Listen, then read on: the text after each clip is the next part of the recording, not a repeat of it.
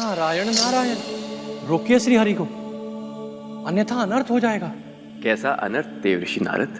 श्री हरि न ही राजा बलि से युद्ध करना चाहते हैं और न ही यज्ञ को ध्वंस करना चाहते हैं।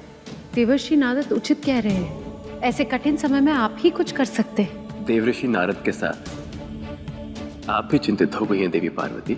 आप तत्वदर्शी और त्रिकालदर्शी हैं। जो आप देख सकते हैं वो मैं नहीं देख पा रही हूँ, जो आज समझ सकते हैं वो मैं नहीं समझ पा रही हूँ। ऐसे में मेरा चिंतित होना स्वाभाविक है। हे महादेव, आपकी ये रहस्यमयी मुस्कान इस संकट की घड़ी में हमें और संकट में डाल देती है। संकटों के पार्श्व में समाधान छुपे रहते हैं देवऋषि। शीघ्र ही कुछ चमत्कारिक रहस्य प्रकट होने वाले हैं। बिना युद्ध और ध्वंस के देवताओं का संकट दूर होगा। नारायण नारायण।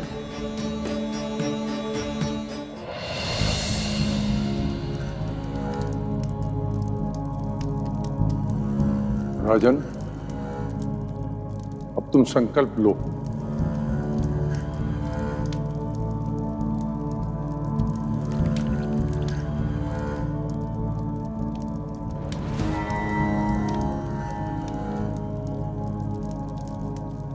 ओम श्री विष्णु विष्णु विष्णु। ओम श्री विष्णु विष्णु विष्णु। मैं असुरराज विरोचन का पुत्र, पुण्यात्मा प्रहलाद का पौत्र बलि, जल पुष्प अक्षत को लेकर ये संकल्प करता हूं कि 99 यज्ञ पूर्ण होने के पश्चात सत्य यज्ञ आरंभ करूंगा। इस यज्ञ की पूर्ण होने की कामना करता हूं मैं।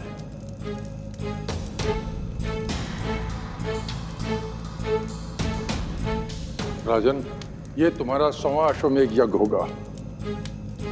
इस यज्ञ के पूर्ण होते ही श्री हरि स्वयं प्रकट होंगे और तुम्हें तुम्हारे इच्छित वरदान प्रदान करेंगे। पुनः वो दिन दूर नहीं होगा जब तुम स्थायी रूप से त्रिलोक पर शासन करोगे और त्रिलोकपति कहलाओगे। मेरा उद्देश्य भी यही है आचार्य। मैं चाहता हूं कि हम असुरों को लेकर जो नकारात्मक भाव व्यक्त है उससे हमें मुक्ति मिले। हम उसी प्रकार पुण्य अर्जित करना चाहते हैं जैसे हमारे पितामह श्री विष्णु भक्त प्रहलाद ने अर्जित किया था। हम भी अपना नाम दानी परोपकारी पुण्यात्मा के श्रेणी में दर्ज करना चाहते हैं। हम असुरों के प्रति पूर्व की सभी आग्रहों और आशंकाओं से मुक्ति चाहते हैं। तथास्तु राजन, तथास्तु। वैसे तो हम श्री हरि का आवाहन तो कर ही रहे हैं, किंतु मैं पुनः यही कहूंगा कि हमें उससे ही सावधान भी रहना होगा। हम आपके इस कथन को स्मरण रखेंगे आचार्य प्रभा।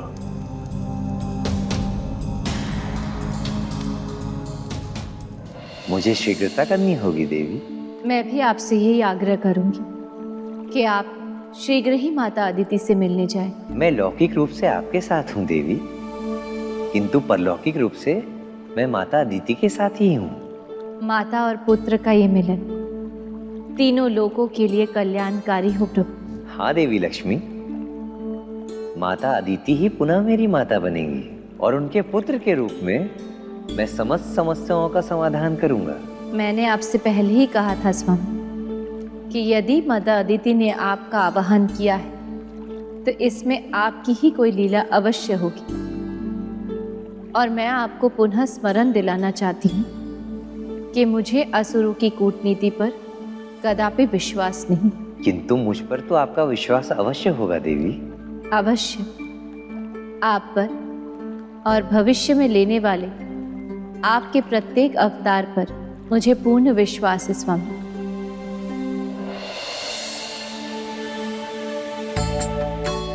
देवराज इंद्र, अब ना तो राजा बलि को रोकना संभव है और ना ही श्री हरि विष्णु को। किंतु देवी लक्ष्मी? देवी लक्ष्मी की प्रेरणा से श्री हरि राजा बलि के यज्ञ में जाने के पूर्व एक दूसरे यज्ञ में जाएंगे और वो यज्ञ उनकी माता अदिति कर रही होंगी। माता अदिति का यज्ञ? कौन सा यज्ञ है महादेव? जिस यज्ञ के परिणाम स्वरूप श्री हरि एक नया अवतार लेंगे। बलि के इस अभियान को वह नव अवतार धारण करके रोकेंगे। वे जानते हैं कि कब किस समस्या के समाधान के लिए कौन से रूप में अवतार लेना है। ओम विष्णवे नमः। भागवताय आवाहयामि।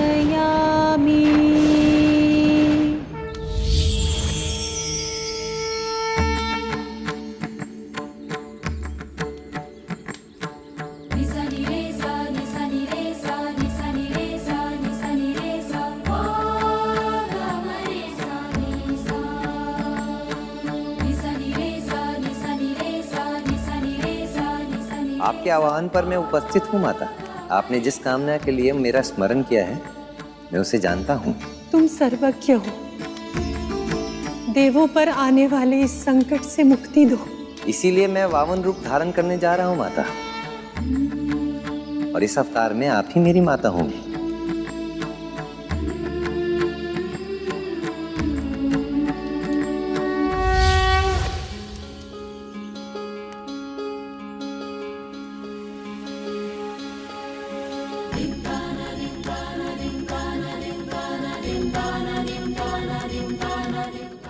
ओम विष्णवे नमः स्वाहा। ओम विष्णवे नमः स्वाहा। ओम विष्णवे आवाहयामि। ओम विष्णवे आवाहयामि। अब मुझे आशीर्वाद दे माता कि हम जिस उद्देश्य के लिए इस रूप में आपके सामने है वो उद्देश्य पूर्ण हो। हम दोनों का आशीर्वाद सदा तुम्हारे साथ है पुत्र। जिस उद्देश्य से यह अवतरण हुआ है उसकी पूर्ति हो। देवताओं का मार्ग और जीवन निष्कंटक हो। शुभमस्तु, कल्याणमस्तु। नारायण नारायण। श्री हरि सबकी कामना पूर्ण करे।